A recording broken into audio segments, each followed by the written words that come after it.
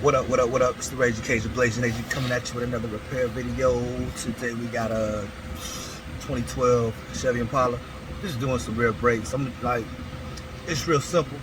It's like the only thing different about this is probably like the caliper system. So I'm gonna just run through this real quick. Do this. I'm pretty sure there's a lot of other videos on this. Ooh, excuse me. So just take your tire off. This is your caliper. You've got two 14 millimeter bolts. You want to take these two out right here. There's one right here. There's another. These are your slide pins. Now to get this off, sometimes I stick like a screwdriver in here and just pry it back, or like a little pry bar. Might be a little tension there. There's your brake pads. You just pull them off, pull them in. You want to lubricate these slide pins, which I've already done.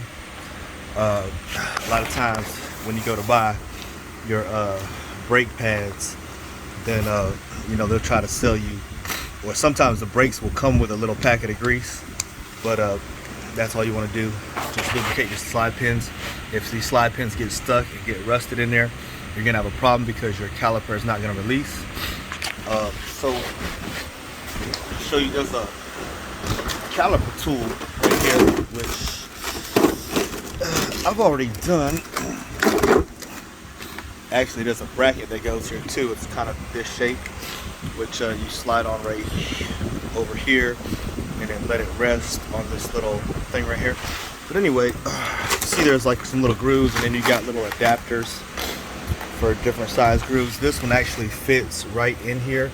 As you're gonna see, there's little indentations here on the piston, and these little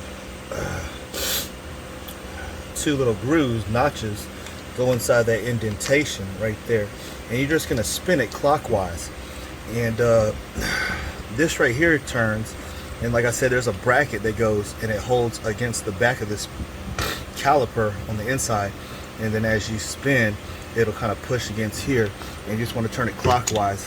And sometimes I put like a socket, 3/8 drive socket, like a long deep socket on here with a long extension to give myself leverage if you're having problems turning this right here. So basically, you're just going to turn it clockwise until that piston is all the way back inside the caliper. And that's it. That's it. That's all it is to it. So for doing rear brakes on a system like this, where you cannot use your conventional compression tool, you're going to need one of these rear caliper toolkits. But that's all you do. And then after you put your new brake pads in, all you're going to do is just put this back on, push your slide pins back in, and put your two bolts back in, and you're done. That's it. Just put your two bolts in and you're good to go. So this is just a rear caliper, rear brake pad replacement, 2012 Chevy Impala. This one actually has like a little upgraded interior or whatever, but it's same thing. 2012 Impala. All right, thanks for watching the video. Peace.